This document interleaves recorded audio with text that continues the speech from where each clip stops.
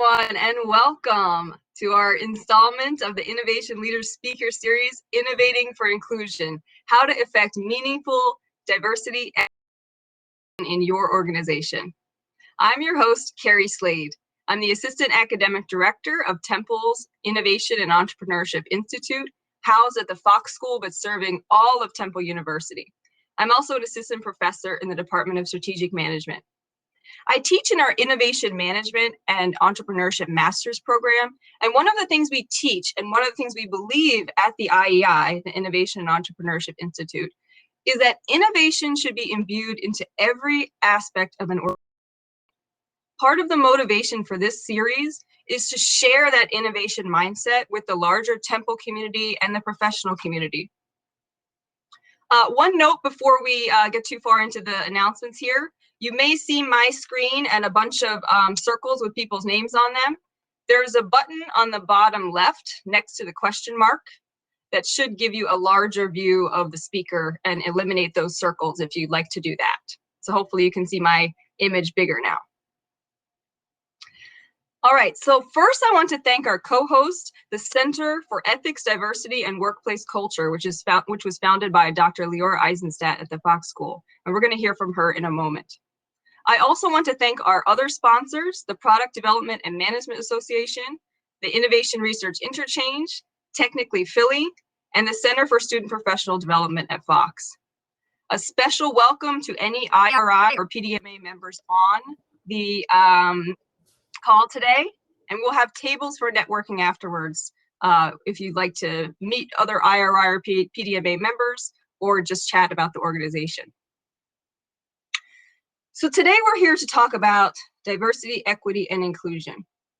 This is a topic that every organization at every level must engage with. As a society, we are moving toward inclusion, but we obviously have a long way to go, and that will require dismantling and rebuilding much of what we take for granted in the professional environment. Our experts today are going to help us learn to do that.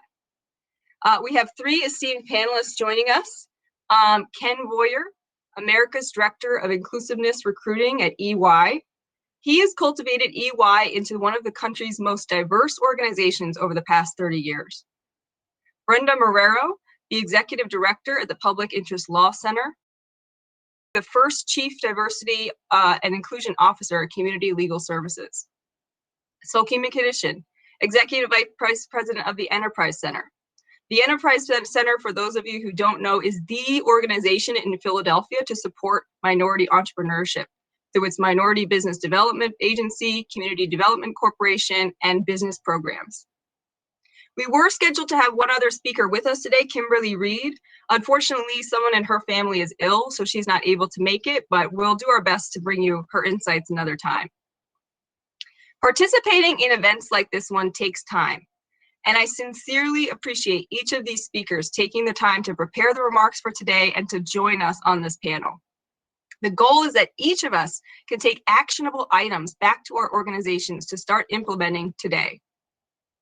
Before we get to the panel, we have some introductions for you. So I'd like to briefly introduce Dr. Tafina Archie. She's the Assistant Vice President of Institutional Diversity, Equity, Advocacy, and Leadership at Temple University. And she's going to briefly walk us through the business case for diversity. She previously served also as the Director of Faculty Recruitment and Retention at Temple, and she holds a PhD in sociology. Dr. Archie, welcome, and thank you for being here. Thank you so much. So greetings. It's my privilege on behalf of Dr. Valerie Harrison and the entire DEI portfolio here at Temple University to welcome you here this afternoon for what I know will be an enlightening conversation about the role of organizational innovation and advancing diversity, equity, and inclusion. Your being here is testament to the fact that you recognize just how important DEI is to organizations. In our work, that we do here in IDEAL, we often share the business case for diversity, equity, and inclusion. As a reminder, the research tells us that inclusive teams are 120% more likely to meet and or exceed their financial goals. Racially diverse teams outperform their counterparts by 35%. Diverse teams make better decisions 80% of the time compared to individual contributors. Gender diverse companies are 15% more likely to have higher performance. And even more importantly, and I think really interestingly, 50% of employees want their organization to improve diversity amongst their workforce. But beyond the business case, we also strongly advocate for the fact that DEI is just the right thing to do. As Lily Zhang, a DEI consultant, states, DEI work is rooted in justice, not profit. So our organizations must work to do more than just hire diverse people. They must also work on changing organizational culture and enacting policies and practices that truly support a diverse workforce, one that by the year 2065 will not have a single racial or ethnic majority. No pun intended, it will take innovation to make the transformational change we want to see. So as you listen to the thought leaders here today who will be sharing with you, be prepared to be challenged, to be pushed, to be inspired. Given what you learned from them and others in this space, I want to encourage each and every one of you to leave today with an action item, a strategy, a recommendation, or an innovation that you can enact in your organization, no matter your sphere of influence, to make it more diverse, equitable, and inclusive. So again, welcome and have a great session. Thank you so much, Dr. Archie, and thank you for that, that call to action. Next, I'd like to introduce Dr. Leora Eisenstadt, who is the director of the new Center for Ethics, Diversity, and Workplace Culture. She's an associate professor at the Fox School of Business and studies issues relating to race and the law, sex discrimination, and public policy.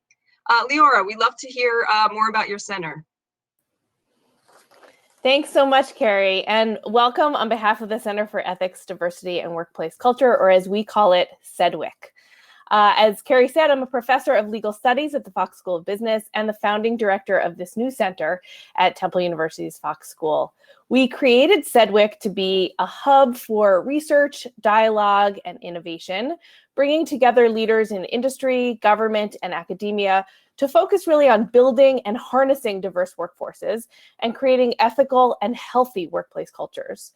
Our board includes one of our panelists today, Ken Bouyer from EY, along with senior DEI executives from Walmart, Comcast, SAP, Lincoln Financial, AIG, Advanced Auto Parts, Aon, PwC, Rothman Institute, and Nixon Peabody. I hope some of you are in the audience today. I am really thrilled to be co-sponsoring this event with IEI and excited and relieved, frankly, that IEI and the university in general are focusing on issues of diversity and inclusion in substantive and meaningful ways. You'll hear over the next hour or so about concrete ideas to build greater and more effective diversity in organizations. Our panelists will discuss their initiatives and their approaches to leadership in this area. Our goals at CEDWIC are first, to educate and prepare our students to be thoughtful and productive participants in diverse workplaces, be partners in the kind of initiatives we'll discuss today. And second, to work with industry to better hone their DEI strategies, to research the questions that are important to their work in this area, and to be an academic home for this growing and dynamic field. And so I encourage you, if you're interested in the work of CEDWIC, to please reach out to me. I would love to hear from you, and we would love more corporate partners. And with that, I will turn it back over to Carrie to begin the discussion. Great, thank you so much. And just one note, after the event, we will go back to the networking table format. So there will be tables for the IRI, PDMA, also for CEDWIC, and for each of the speakers if they're able to say. So we genuinely hope you'll come chat with us and continue discussion about these important topics. All right, with that, I would like to bring up our panelists. So Ken, Seulky, and Brenda, you can go ahead and turn on your cameras and mic, and you should pop up here.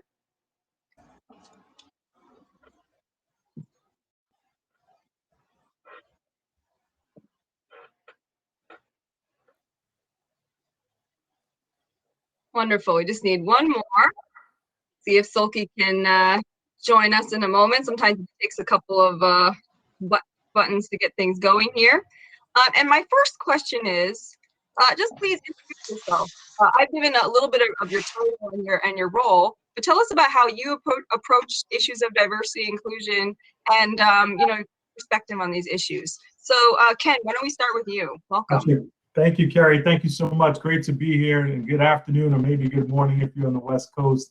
What a pleasure to be here to spend some time talking about an issue that is incredibly important on so many levels.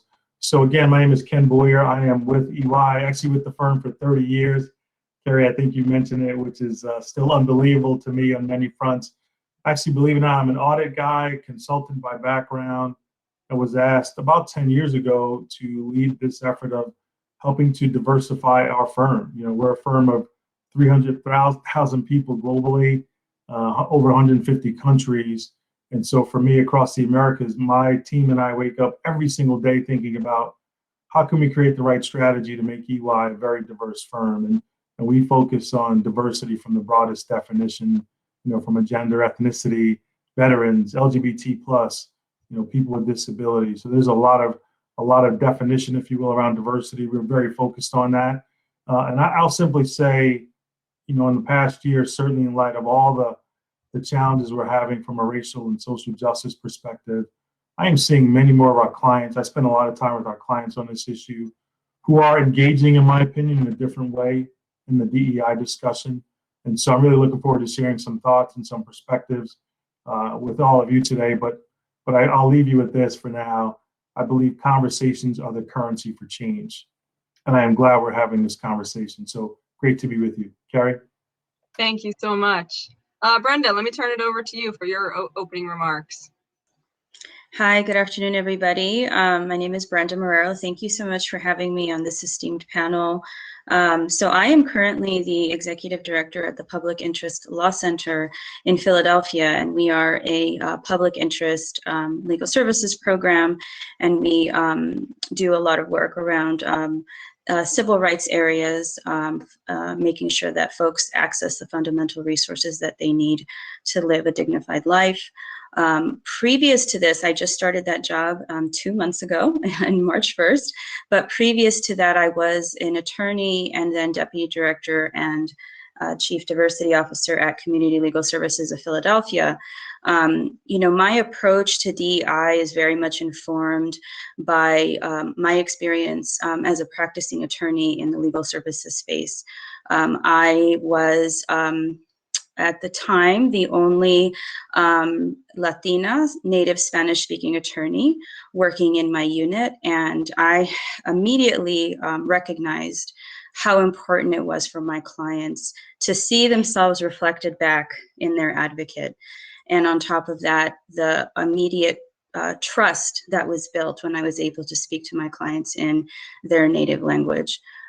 So that cultural humility and awareness really helped me appreciate and understand why diversity, equity, and inclusion is so important in the work that that we do here in legal services. So when I shifted to the deputy director role and then the chief diversity officer role, those experiences definitely fueled a lot of the goals and priorities and approach, because the feeling was, and this is a feeling I still have and definitely pursue, is you know, the advocates in this space, to the extent we can, should reasonably reflect the client communities that we serve. And we serve very diverse client communities. And like Ken said, very diverse, diversity is very broad, and it should capture, you know, all of our unique characteristics and perspectives. So that experience has definitely informed a lot of the work that I've done and how I've approached it. And especially now in my current role, where I'm with a new organization and kind of starting from scratch, so to speak, in terms of thinking about how to do this work now in my current program. Great, thank you. And I'm so glad we can get the legal services industry. Some of you may know I'm a lawyer. I used to practice, but I did a lot of work with some of the organizations in Philadelphia that serve those clients. So thank you for being here, Brenda. And I'm also so thrilled that Seulky McInneshin can be here too. I've done some work with the Enterprise Center in the past through Temple, and I just really admire the work. So Seulky, go ahead and introduce yourself. Thank you so much, Carrie, and I'm looking forward to hearing the conversation further. So in terms of the role that I play, I'm one of the executive vice presidents at the Enterprise Center. As Carrie mentioned, our focus is a regional focus to really advance economic parity through the lens of small business and community development. And because of the way in which history and systemic discrimination has sort of flowed through the United States, we do support and concentrate on typically minority populations. But I want to take a step back here because unfortunately our esteemed colleague Kimberly Reed was not able to join, but she said something early on when we had an earlier conversation that really stuck with me, which is that the DE&I work is really, there's no really end to it, that there's no measure of success, that it's really a journey. And I think my perspective on this is that I started off, I actually finished school with a PhD in African American and women's history. I like to say, a recovering academic. Apologies for all of you academics out there in the audience. And then I made my way from academia to for-profit and now to work for a nonprofit. So the perspective I bring is really an organic evolution of how DE&I has influenced my work and my thinking, from conceptual research, academic, to really hardcore practice. So currently in the practice piece, it really interfaces with both internal decisions we make for our own staff and the clients and communities we work with. It also influences our partnerships and collaborations, because I think part of the innovation is just to recognize we're on different continuums of this conversation. So what may seem obvious to me, I have to remind myself, may not be obvious to everyone else. And then finally, I do serve on the board of the Pennsylvania Humanities Council. The organization decided to go through a year-long DE&I process to do an assessment. And I think that's informed kind of my thinking in a different way, how you bring on consultation to help sort of improve your practice, but then the challenges of actually putting that practice to the test. So I'm looking forward to speaking a little bit more about this. Thank you. Well, you mentioned challenges because that's the next question, and I'm going to first direct it to Brenda. What are the main challenges organizations face in your experience when it comes to actually implementing DEI principles? So in my experience, I think at the top, some of the biggest challenges have been answering some really, really significant questions. Where do we start? How do we start? Who do we involve? And how can we manage expectations in the work? Because as it was mentioned before, this work has no endpoint. This work is a constant evolution. So I think those questions can be challenging questions. And one way to try to answer them is to do an assessment of your workplace culture. It can give you kind of the pulse or the baseline, an understanding of where people are, so that you know kind of what progress will look like later. But it also allows you to be very intentional and informed about next steps, and strategic in mapping out those the road ahead. So that workplace culture assessment, I think, is a great way to address those challenging questions. And I think related to that is developing a vision, mission, and values statement for your work. And that takes a lot of investment of time and energy. I think that when we're embarking on this journey, figuring out what is your individual and collective role in the journey, how will we commit to authenticity, vulnerability, learning, and also, of course, the questions I mentioned before, as far as, what does progress look like, and who do we want to be, and what values do we want to espouse? So I think, those can be pretty big challenges in the beginning when you're thinking about, taking this work on in your respective, workplace and space. So I would say those are some of them. Great. Ken or Seulky, would you like to comment on some challenges that you've seen? Sure, I'd love to. Thanks, Brenda. Those are great, actually. I offer a couple other things. The one thing I'd say is around creating the right communications. I'll call it strategy. I do think a lot of people jump into this DEI work, and many individuals in the organization may or may not know why. Like, why is the organization focused on it? Someone talked earlier about business case. I often will consult with organizations and ask the CEO or the executive team, what is the business case? Clearly, it's the right thing to do. In my opinion, moves some in the organization, but frankly, the business case around it, and you should be able to articulate that so that you can get more folks involved. Often people, I believe, have a lack of a communication strategy. So that's what I'd say, another item that you should focus on. And finally, I often will ask the CEO or the leaders, why does this matter to you personally, right? They can give me a lot of great insight on, we're going to focus on X, Y, and Z. and I did this recently with the CEO, and just said, that's great. I love the plan, love the strategy. But can I ask you a question? Why does this matter to you personally? And actually the CEO paused and couldn't answer. And I said, look, it's okay, don't answer it. But I want you to know when you're on that podium talking to your organization or on the Zoom call, whatever it might be, around why DEI matters, someone may ask you, why does this matter to you? Quick example, for many, seeing that George Floyd video, that was their DEI aha moment, right? So the why is they realize there's still a lot of inequity and injustice, so there's more that needs to be done. So communications and then defining your why, I think is really important as well. Great, and Seulky, we'll transition from, you can talk about challenges if you want, and then my next question is for you, where should companies begin after they've, potentially have the mission statement, the value statement, where should they begin with implementation?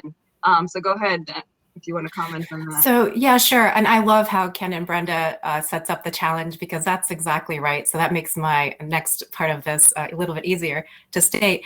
But I also want to say, and Ken, I think you're absolutely right. Part of organizational culture is that we're made up of people, and we're made up of people with complex emotions. And I think that asking that why is really tapping into the emotions that go around D&I work, because I think that's something we think about intellectually, but it actually has part of the navigation, the challenge of navigating D&I work is it's deeply rooted in emotions. And so I think when Ken brought up that why, I think it's a great way of starting that conversation. That is a soft place to land for people. But really, it's that's what everybody brings to the table, is how are you kind of regulating your own emotions in these conversations? Because they do bring up strong emotions. And that goes into implementation. Just practically, I'm actually working with another group now where they have great intentions. So it's always nice when you're moving into a group where everybody has good intentions. You're relatively on the same stage, right? You set the table. Everybody feels like they are on board. And then you realize that as you're having a conversation, you're not even having the same assumptions about the words. So, and people start to trip over it, feel uncomfortable about it. So an example of this is a generational conversation. Like, well, in our generation, we say African-American, but I notice younger people say Black. And what is this BIPOC?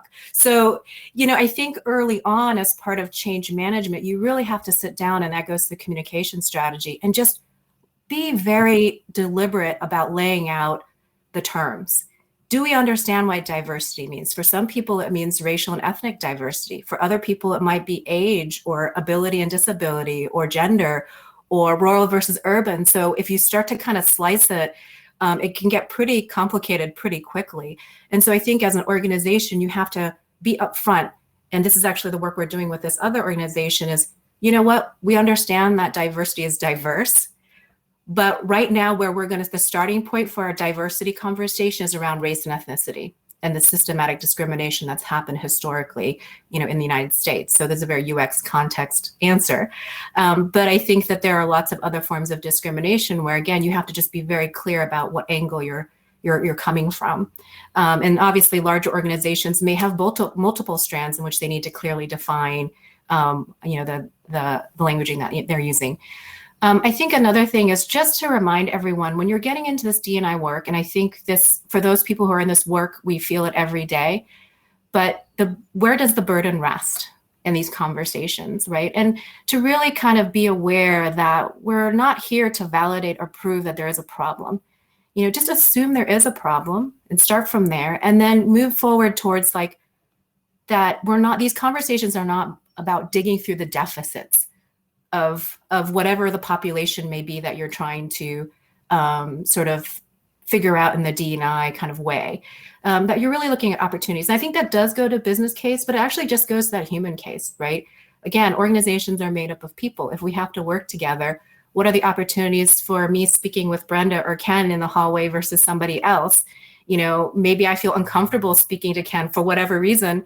Well, maybe he has something, he can bring some value to my thinking or to my team that I'm not even aware of because I can't get past whatever that is. So, I think we have to have very frank conversations about what this is. And again, look at it more from an opportunity lens.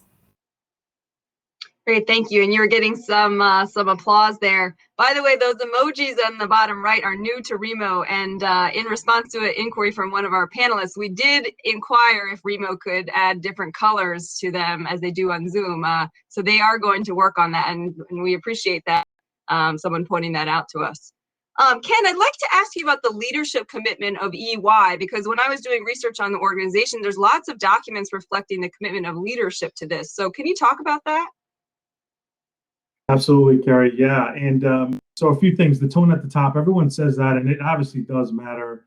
I think for us, right, for our CEO all the way down, we have a global diversity council. We actually have all of our board members sign off on a diversity statement that says we're committed and here's why. I'll give you an example of I'll call it leadership in action. Last week, we had an all hands call. So our CEO will do what we call an all hands call with the entire, folks in the firm. And so Kelly Greer, she was on, and she said, right after this call, each of you will receive a video, which will reaffirm our values. And part of our values, we have being inclusive as part of one of our values. But she said, go through, I want you to watch the video. And at the end of the video, I want you to reaffirm your commitment to our values. Right, it was splendid. So then she goes on to say the following. This is where I think it's about leadership on this issue. She says, look, I expect all of you to sign and reaffirm your commitment to our values. And for those of you who watch the video and decide or determine, hey, I may not want to sign off, she says the following: maybe it's time for you to seek another opportunity. Let that resonate. Our CEO says this to our entire firm. In other words, saying, these are our values. We want you to reaffirm it. If you can't live them, maybe this isn't the right place for you. Well, what a statement. Right, so that leadership, Carrie, and that tone at the top matters. The signatures matter, but those words and actions are even more important. And we've been at this as a firm for over 30 years, or almost 30 years. And so certainly it's evolved our approach every single year. We try to get better. We're not perfect as an organization, but those kind of statements and lines in the sand that leaders draw make a huge difference in your culture and your environment overall. Wow, yeah, that's really powerful. Brenda, would you like to weigh in on how to start implementing some of these values? So I think in terms of implementation, you need to start looking at all of the different structures and systems in place, and really, be very intentional about that and honest. When you are thinking about, especially transformational change, you have to come at it with a certain level of vulnerability and a lot of honesty. So if you're looking at, for instance, wanting to, implement some actions around increasing diversity-driven hiring or retention, take an honest look at your data and take an honest look at what practices you've had in place. What are your tools that you're using, if any? Sometimes we find that, oh, we actually don't have a process for that, and maybe we need to think about, what we need to develop to get to that goal. So, I mean, something that comes up a lot, especially, when you're thinking about implementing certain actions, is this concept of diversity-driven hiring. And I think that one of the things to always be aware of and can be a pitfall is you want to make sure that, especially for entry-level positions, you're supporting the employee and position development through mentorship, providing a scaffold to bridge skill gaps. Think about hiring people who have, cultural humility and cultural awareness, strong emotional IQ. Sometimes we ignore the soft skills because we're really focused on the nitty-gritty, what are the skills that this person has to have? And think about, like, there are things that are very intuitive and things that are like you can train on. So I think that it's really important to define for yourself what are the action steps that you're going to take to implement that kind of policy? Who are you going to involve? That's another huge piece of implementation that can be a reflection of the values that you have adopted. If one of the values you have adopted is inclusivity, take a look at what voices are at the table. It should not just be all top leadership. There should be voices from all parts of the program. at the table, having the discussion, developing the strategy, implementing the action steps. And then you get to a point where there's a decision-making, right? There's a decision-making point in whatever action you're trying to take and implement. And you want to make sure that your decision-making processes also reflect back those values. Are you promoting transparency in those decision-making processes and democracy? Like, there's definitely a tension, I think, sometimes with democracy and efficiency, right? It's that whole phrase of there's too many cooks in the kitchen, we're never going to get this done. And you need to really think about that. Like, is that really true? Or is that just a way to kind of cut through, you know, the other voices and just get to a decision because that's what you need to do? So, you know, those that are most affected need to be at the table. And as Seulky said, like, all of our workplaces we are people, and we need to work with each other. And we want to make sure that, you know, we're valuing all voices when we're implementing such important initiatives within the workplace. Great, thank you. And I love that you mentioned efficiency, because that is a big part of the US culture. And it's almost like we value efficiency over people. And I think in some other countries, it's not like that. They really work on building consensus for decisions. So it's a good model to be aware of. You had mentioned retention, hiring, and things like that. And Ken, I wanted to spend a little bit of time talking about your role. You actually use continuous training of your recruiting staff several times a year. There's a number of programs there. It was funny because Kimberly, on our prep call, she said training was not the first place to start, and hopefully we can get her insights on that another time. But Ken, why do you train your staff so regularly, and then we can move on to some other elements of your program that's been so successful? Yeah, sure. We do. We've been doing training for many years, and I do think we've evolved. Right, we had some standalone trainings for diversity, the bias stuff, and microaggressions, and we still do that. But part of it is, how do we weave those concepts into the broader firm-wide trainings that we do every year? Now, for recruiting, very specifically, the folks that sit in my camp, we do bias training, like reminders and refreshers every year. Like, what does it mean to have and bring a biased mindset to the recruiting process? Because you have to continue to raise awareness. I think the challenge with the training, if you will, is you do it one time and people go back and default to whoever they were.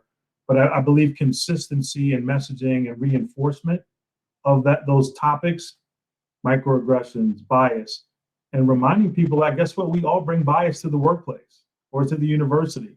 Let's talk about it. So that's why we do it very consistently and deliberately. That word, being deliberate in this space, to me is really important. And of course, data, right? Brenda, you mentioned data. I think we're very driven around data, and that certainly will tell some of the tale. But I think being focused on it and looking at different tools. So in recruiting, Carrie, to give you a quick example, you know, of course, we do video interviewing. We're also looking at game-based assessments. And we do that to try to remove some of the bias from the process. Let's face it, we all have bias, right? Where you grew up, how you grew up. As an interviewer, it's important that we remind folks to take that step back, right? And don't hire folks who went to the same school you did and grew up in the same neighborhood, right? That kind of, whether it's a confirmation bias or like bias, there's all these biases, I lose track. Seulky probably knows them all. But the training, being consistent, raising awareness constantly, that's why we do it more than just annual. Mm-hmm. Yeah, and it's interesting because, as was pointed out earlier, the definition of diversity can be amorphous and keep expanding as well. So people constantly need to be educated about the latest things to be aware of. And so, Ken, I'm gonna focus on you again for another couple minutes. What have been some of the secrets of your success of building EY into this, diverse, very large organization? And then how do you get people to stay there once they're hired? Because a lot of people struggle with that as well. Yeah, I'll talk a little bit about our recruitment strategy, just to give you a sense. You know, we'll probably hire almost 15,000 people annually in the firm, and that's just in the U.S. alone. So the numbers are large, and that's a combination of interns, what we call our entry-level hires, and experienced professionals. So a really large set of hires.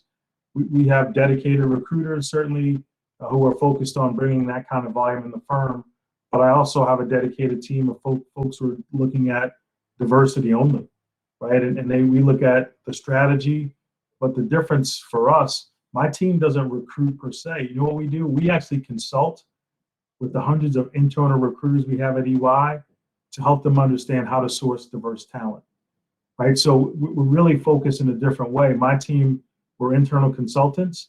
We help our recruiters make DEI part of their overall recruitment and strategy and process.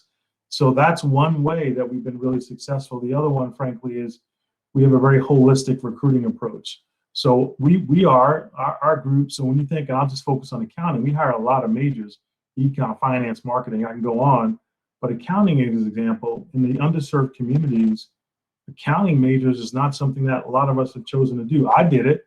The only reason why I was an accounting major because I heard that when you graduate, you'll get a job. I needed a job. I'm like, I got to major in something I'm going to get a job in. But right now, we're involved in high schools, talking about the profession and the opportunities in accounting and many other majors, STEM now as well. But we start at the high school level and we'll follow students all the way through when they graduate. Internship opportunities, early internship opportunities, scholarships. I mean, we are invested in these kids from day one, right? We don't show up when they're ready to graduate and see how many great students we can get. We know them from day one. We help them throughout. And that's why I think we've been pretty successful. Knock on wood. That's awesome. And one thing that impressed me too, again, going with the expanding definition of diversity and inclusion, is the neurodiverse centers. Could you talk a little bit about that and how you're actually using people with neurodiverse capabilities to offer solutions to your clients? That was fascinating.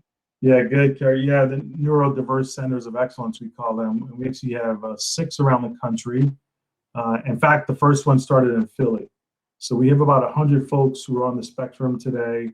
We're very active in how we recruit them. And we deploy them internally, like analytics and cybersecurity. I mean, they just offer some incredible, unique skills. So we have about 100 folks right now on the spectrum, part of these 6 centers around the country.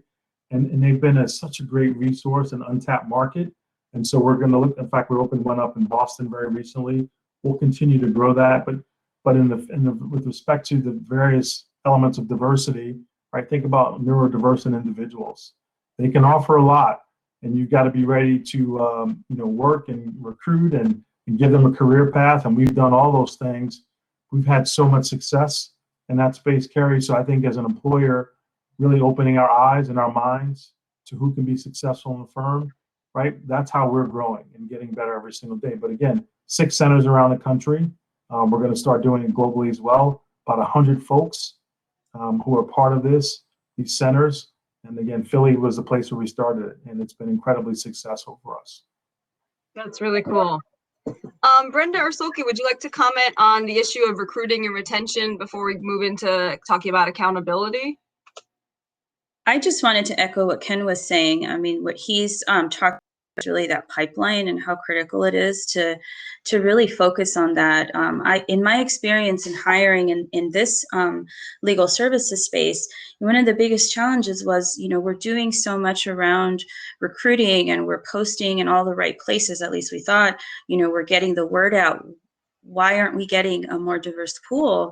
And honestly, as I peel back the layers to that question, it is a pipeline issue. How many people of color are in law school to begin with, and why aren't there more? And then you go back to college, and then you go back to high school, and you really start to peel back those layers. And that pipeline question and challenge is, to me, one of the biggest just the things that would keep me up at night is how do we improve that pipeline for our profession? Because like I mentioned earlier, we serve very diverse client communities, and having advocates who look like you and understand where you grew up and the systems that you engaged with, or the lived experiences. I'm an immigrant, and when I would talk to clients who had similar experiences, that was so powerful. So I just really echo that. The pipeline is definitely a critical piece of that work. Carrie, also, okay, go. Okay, thanks, Ken. So I would also like to echo, but I also want to just, I don't want to assume that the audience, when we're talking about innovation related to DEI work, where you actually start. And my concern is when you start to talk about recruiting and retention, if you're not too familiar with this work, you fall into the trap that a lot of people fall into, which is that if I like to say, probably inappropriately, if we sprinkle a little color here or there, we're good, right? no, you're not good. So, and I think that that's, and I see a lot of sort of trending going on about, announcements for, well, we're going to bring on a chief diversity officer. We have created this new role.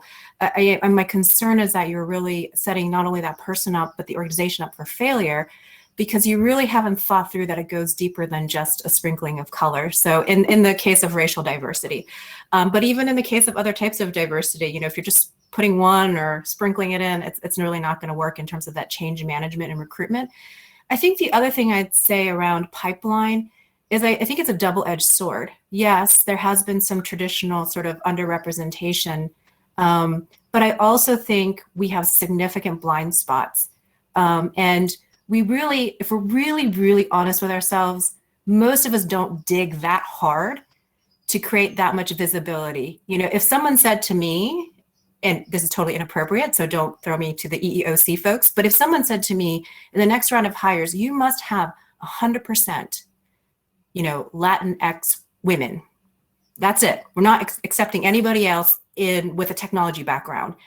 And you can't come back to us until you have that done. I think my level of commitment and working to get that done may be different than if someone said, yeah, we just want a diverse pool of candidates. That looks good enough.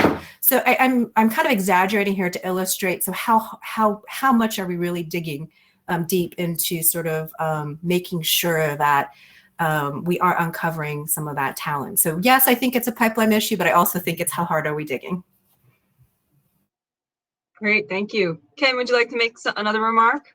Yeah, no, Seulky, great point. And I'll just give you just a shot. So I just looked at my numbers before we jumped on. From our entry-level hiring, 42% of our entry-level class for next year are what we call minority. We call it racially and ethnically diverse populations, so Black, Latinx, Native American, and Pan-Asian. But 42% of our entry-level hires are racially and ethnically diverse.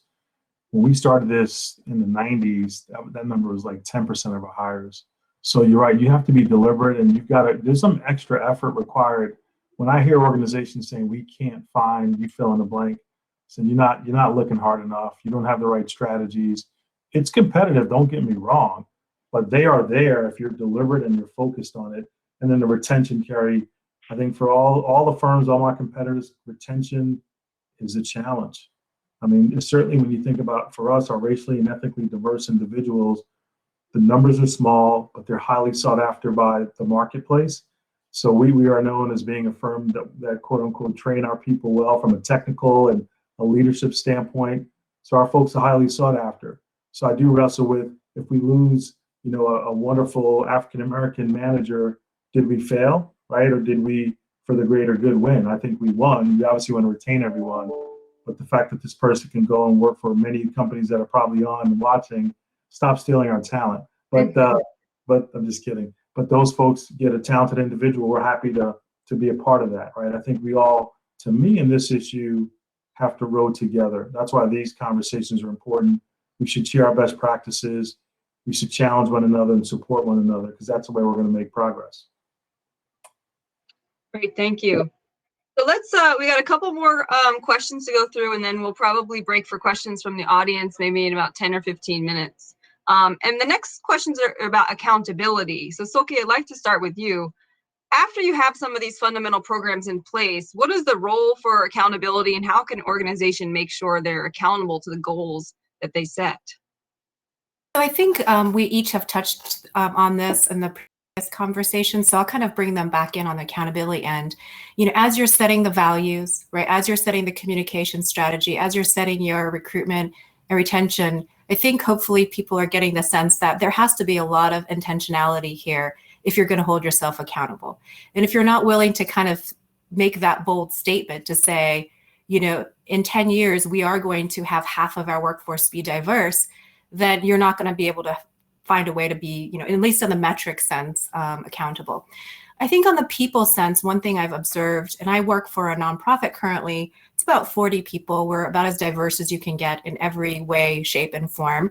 And it's really been very humbling for me as a leader to try to figure out, and I love how Brenda said this, like, how do you make sure that everybody's getting the right scaffolding to be successful in the job? Because you can't assume that everyone has come in with the same cultural orientation, education level, technical skills or whatever, or even soft skills as Brenda mentioned. And so one of the things I have practically tried to do is hold my own team accountable if there's nobody on this call who's never been in a meeting, I want to meet you. So I'm going to start with meetings because that's where I spend most of my days.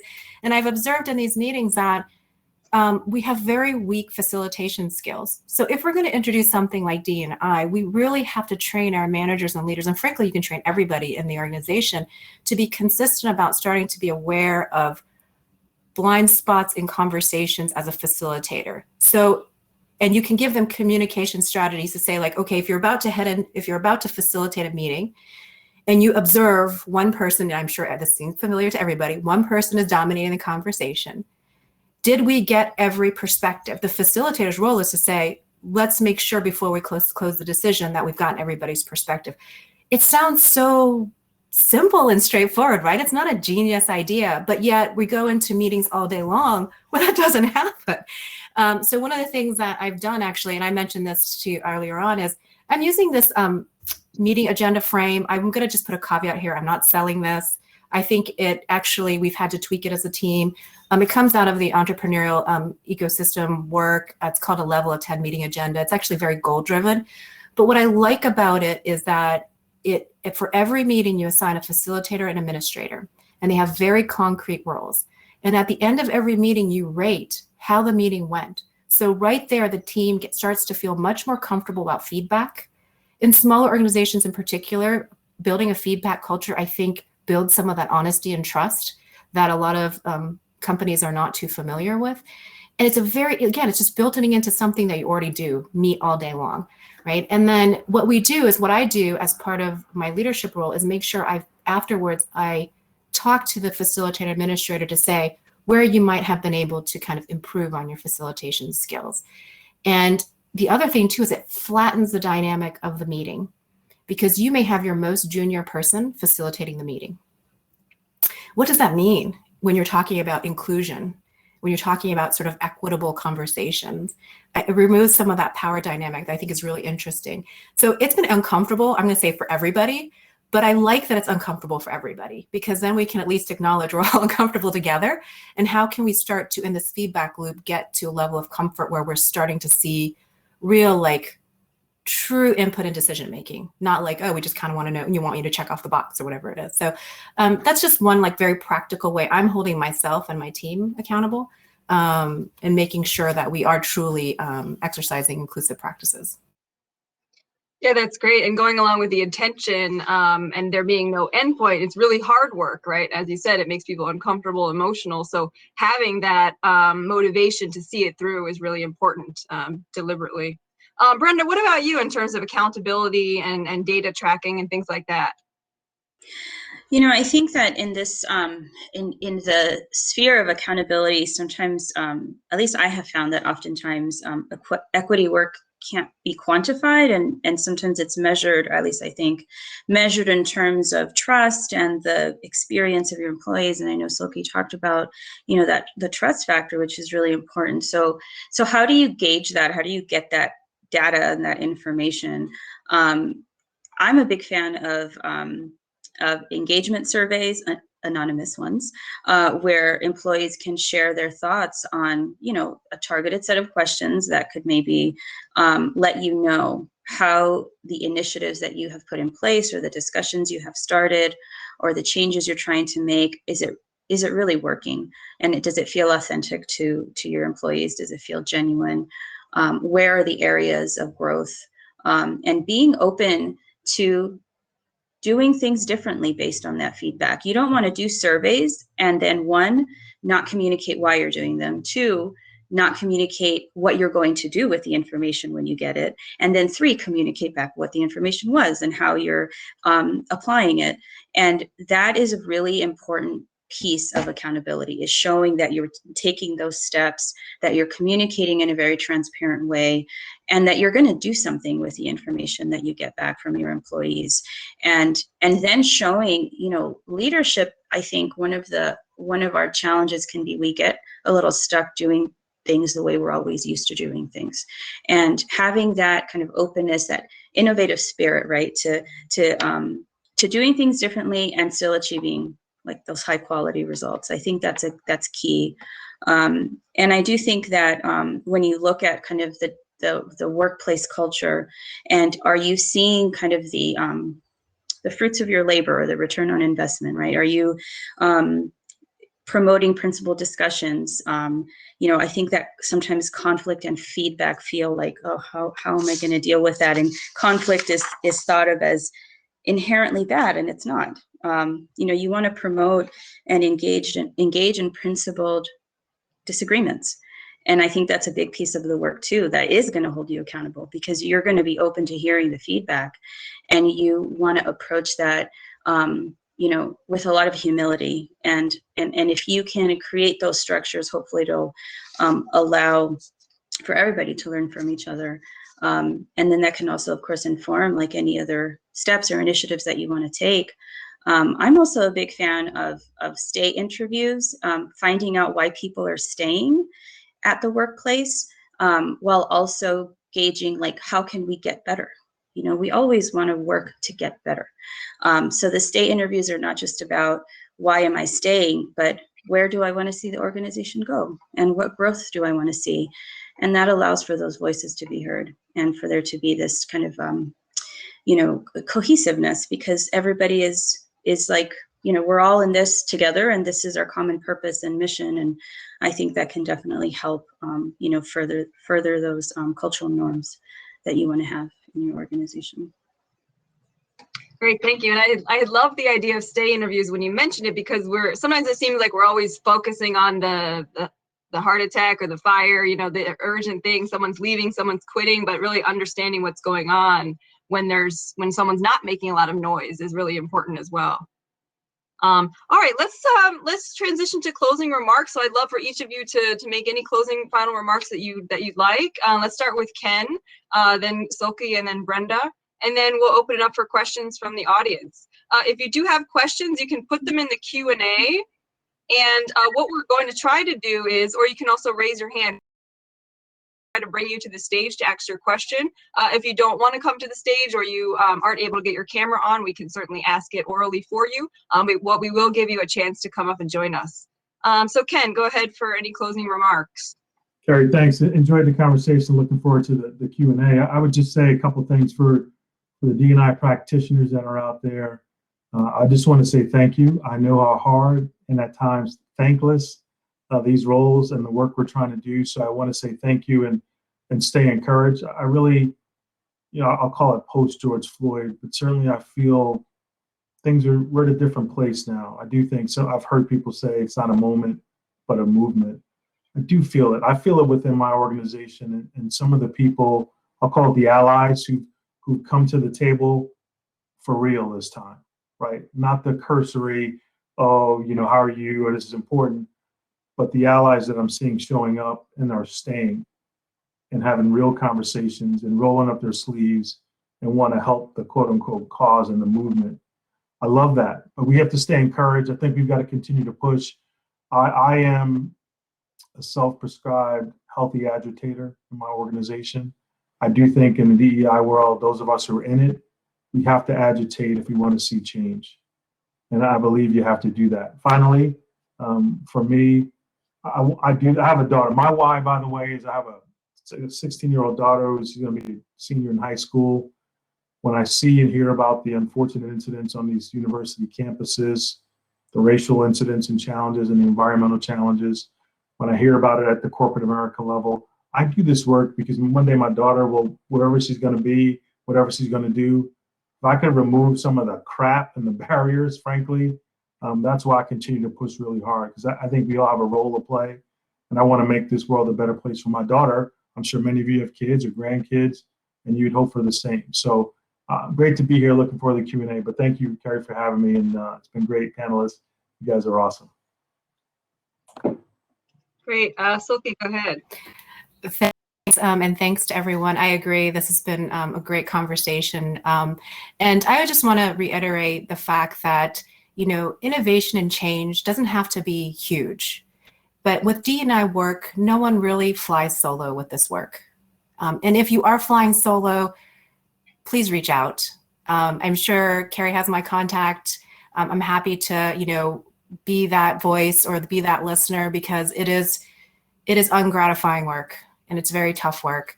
So no one should fly solo with this work. And I think the other thing to kind of, as somebody who is not a bodybuilder or exercises, I'm about to make this metaphor or analogy, but I'm about to, so forgive me if it doesn't sound accurate, but like, these are muscles we have to build. And wherever you are, it can be a small muscle or a big muscle. And then not only do you have to build these muscles, but you have to continue to condition them. And I think, everyone's comments on the panel are sharing with the fact that there's the building and then there's the conditioning that everyone has to do. And it's not a one and done kind of thing. And I think that's why it can be really challenging and ungratifying. So I just want to say, I think this is fabulous, more, IE&I and Sedgwick being able to sponsor this and offer an opportunity to have conversations like this. The fact that 20 years ago, we wouldn't have been invited into a room to have this conversation. I'm hoping 20 years actually from now, we don't have to be invited to this conversation. So that's my hope for the future, is that we've all built our muscles and we've all conditioned so that all of you can be in these conversations, and you don't need experts or specialists if we were to call ourselves that. Thank you. And that's a good point too, about it being taxing and emotional for the people doing the work inside the organization. So making sure that they have the support they need when they're actually dealing with these issues on a daily basis. Brenda, go ahead. Well, thank you to everybody. I have learned so much from Ken and Seulky today that I so appreciate you. And I just want to acknowledge what a great space this has been to have these conversations.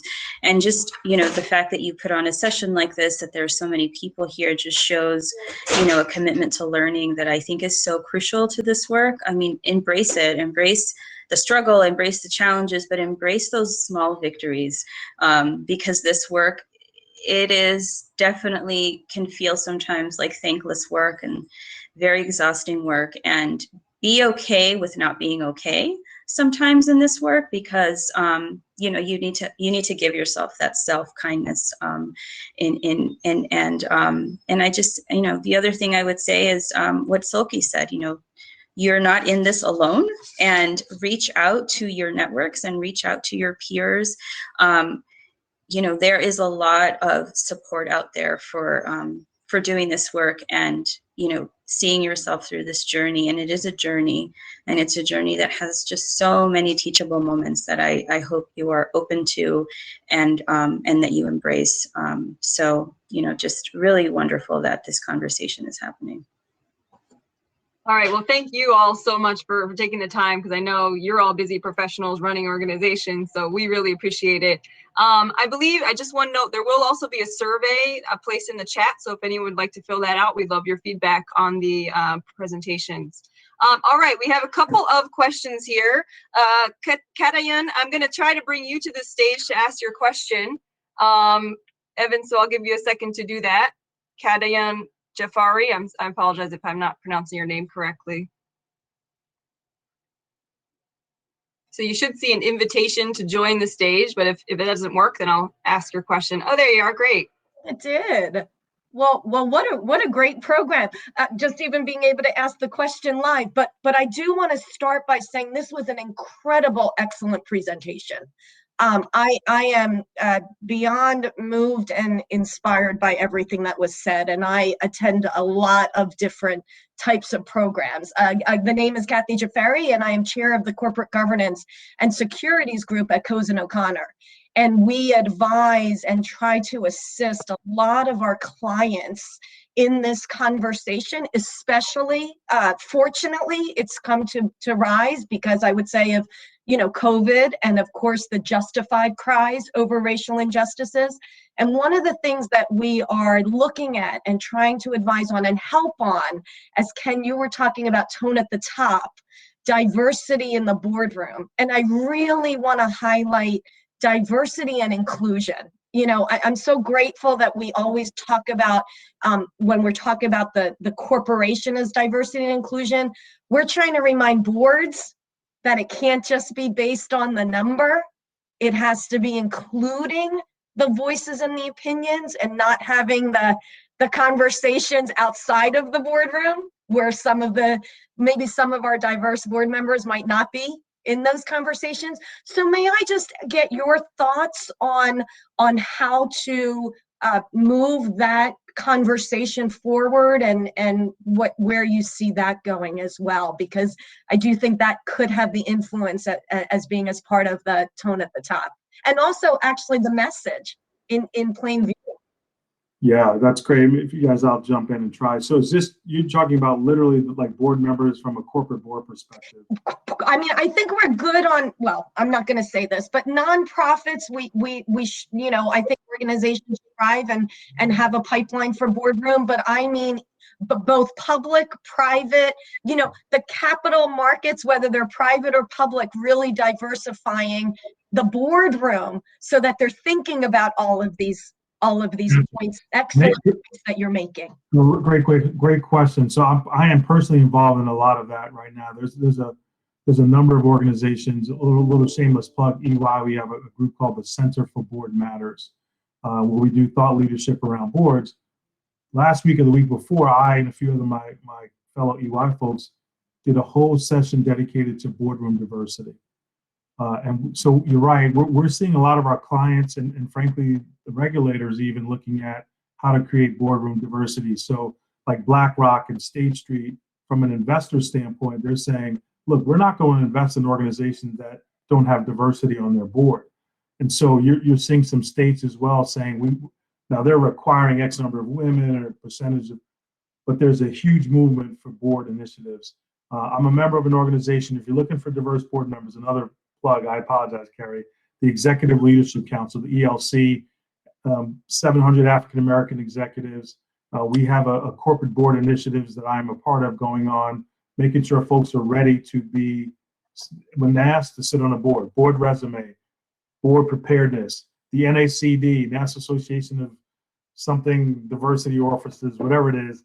Corporate directors, you got it. Yeah, that group, we're involved with them as well. So I'm happy to help you offline, but it's a big focus by organizations. We get a lot of calls from clients almost weekly, I kid you not, on looking to diversify their boards. And the question is EY, can you recommend someone or do you have thoughts? So it's a big issue. Happy to talk to you offline, but great question. So I don't have direct advice because, I come from the nonprofit lens, but we're a nonprofit that's actually raising a private equity fund right now. And one of the things I've learned along the way is that industries have very different sort of traditional ways of speaking. They have very traditional structures. And if you move into especially the investment and finance space, I asked the question the other day, so why is there a $1 billion cutoff for past performance to hire a fund manager? And they're like, we don't know. Yeah, that's a great question. So sometimes it's just asking that question that can start to prompt some thinking around, wow, maybe we're like cutting out a whole swath of people who are qualified because of this arbitrary industry number that no one even remembers where it came from. I don't think that helps you with the diverse board part, but I think it's just asking the question, and the more you kind of help people prepare to ask the question, because I've learned, and I'm just, just to be blunt, like if you come swinging and say like, I'm here with the DEI, torch, and people are just like, then they run away. So I think I've learned to just sort of soft pedal a little bit, but to ask those questions, because at the end of the day, my goal and your goal is the same. We want to raise a fund. We want to have responsible fund managers, and we want you to participate. So can you let us know why there is this arbitrary sort of cutoff? And it does start that conversation going. And I think then you can have it at different levels, where it's at board level, leadership level, or staff level. So some of that is just, again, changing people's mindsets. Totally. One thing to add, I'm sorry, Brenda. Three questions all of you can ask yourself, and I love that question you asked. Is this a preference, a tradition, or requirement? Right? So when you're filling a position or a board seat, why? Is this a preference or just a tradition, or what's required here? Is it a preference, tradition, requirement? Three powerful questions to ask yourself when filling seats. Sorry about that. Oh, no, it's fine. Totally. I'm currently going through some really good dialogue with my board leadership around diversifying our board. The good thing is that they are coming from a place of really genuine commitment to look at how we can get there. And we're looking at some, policies or practices or things around board recruitment and what the expectations are around board members when they join. And what I have found, at least in my last conversation with them, is, this requires a lot of creativity. The proposition, at least that I've presented, is a very value-driven proposition, because one thing I don't want is for there to be this situation where, well, we just want diversity so that we have diversity. I mean, there are a lot of people out there who would benefit greatly from the leadership experience that comes from serving on a board, right? We need to make this like really attractive for them. So what are we going to give you in return for you giving us your presence and your expertise and, just everything that all your perspective. So that's kind of the approach I've taken, is like, there's a value-driven creative approach here that I think we can come up with, and just having those conversations very honestly and directly with your board leadership. And that's not easy. I'm not saying it's like, hey, just walk in and have that, but it takes a lot of active listening. I'm very open to hearing, what they have to say, what has been going on with the board, because I'm new. I just, I'm 2 months into this position. So a big piece of my role that I have, recognized is I need to do a lot of listening and a lot of active listening so that we can get to a place of like shared, like some alignment of what we can do to get to that diversity. Thank you all so much. Grateful for the presentation. Again, it's phenomenal. All right, wonderful. Emilia, you had a question. Let's try to bring you to the stage.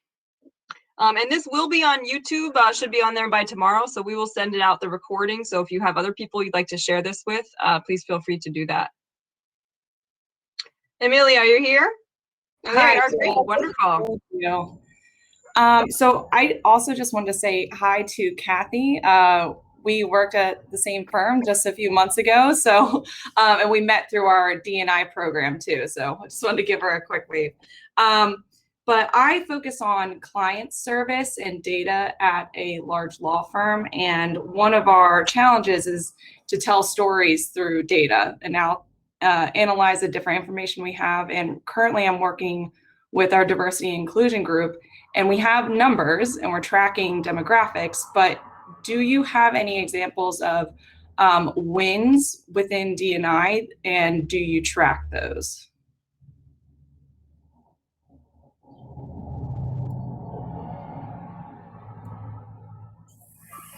Well, okay, I'll take a swing at it because that was a big question. I think some of the things that we've talked about around data is that, unfortunately, there are a lot of things, and I think Brenda said this so well, there's some things you just can't quantify. And I think where D&I work tends to stall is this desire to count heads. As I said, that sort of smattering of whatever it might be. Where I actually do see data as being successful is when you start to get enough data and you disaggregate that data to then apply that to your decision making. So for instance, in our organization, people ask us, who are your minority clients? And we are always very intentional about disaggregating that to say, well, our African-American clients of this particular revenue size have this particular experience, and this is why we provide them with this particular service model. Because I think the danger in sort of using data and aggregating it is that you might be making some decisions or targeting certain services, maybe that may be missing the mark a little bit.